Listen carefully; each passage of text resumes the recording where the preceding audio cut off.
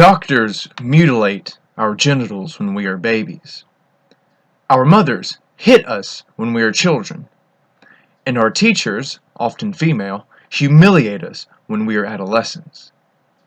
And then, when we become adults, our professors tell us that we men are the oppressive ones, the spousal abusers, and the rapists of society, and that we contain the entire capacity for sexism and abuse.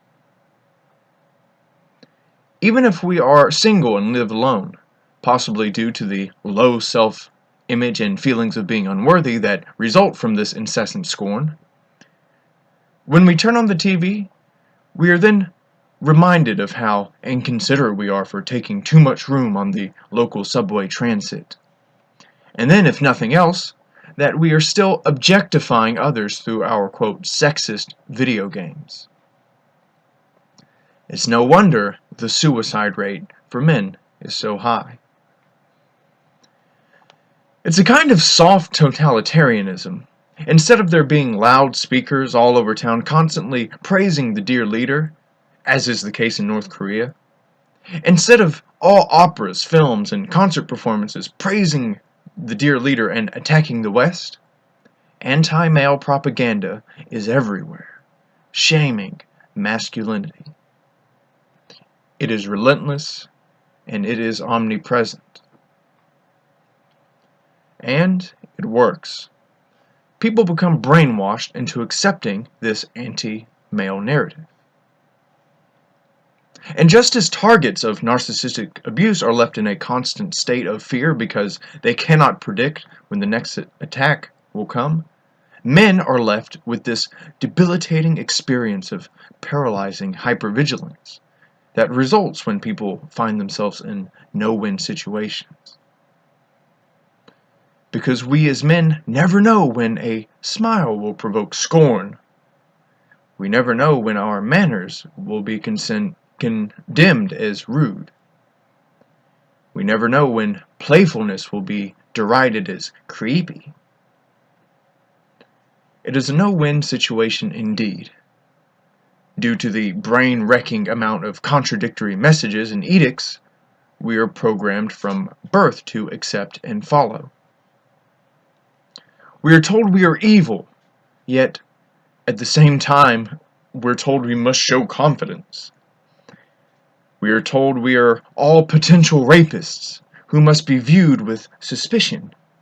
Yet it is we who must make the first move to ask a woman out. We are told to be chivalrous, yet we might get castigated for holding a door open for someone. We are told we are unnecessary, yet it is our job to pay for every date. We are told we need to be more sensitive, yet when we are scorned for being pussies. We must not be pussies, yet we cannot fight back to defend ourselves from being clobbered by a woman.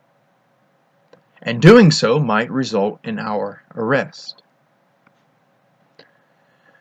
I couldn't think of a better way to set a person up for failure. Yet we are told that success is our duty and obligation. We are made sick and then commanded to be well.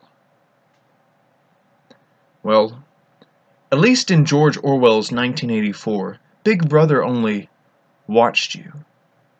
Now he watches, and he purses his lips, and he wags his finger, and he nags, slanders, berates, and scorns.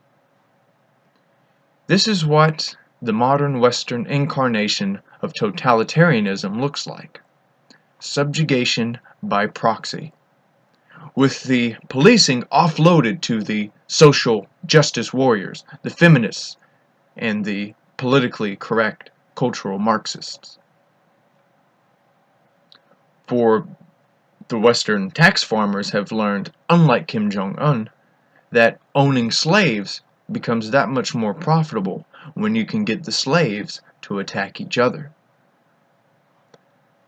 George Orwell once wrote, "If you want a vision of the future, Imagine a boot stamping on a human face forever. I think that he was quite accurate, except that in the West, the boot has been replaced by the high heel of feminism.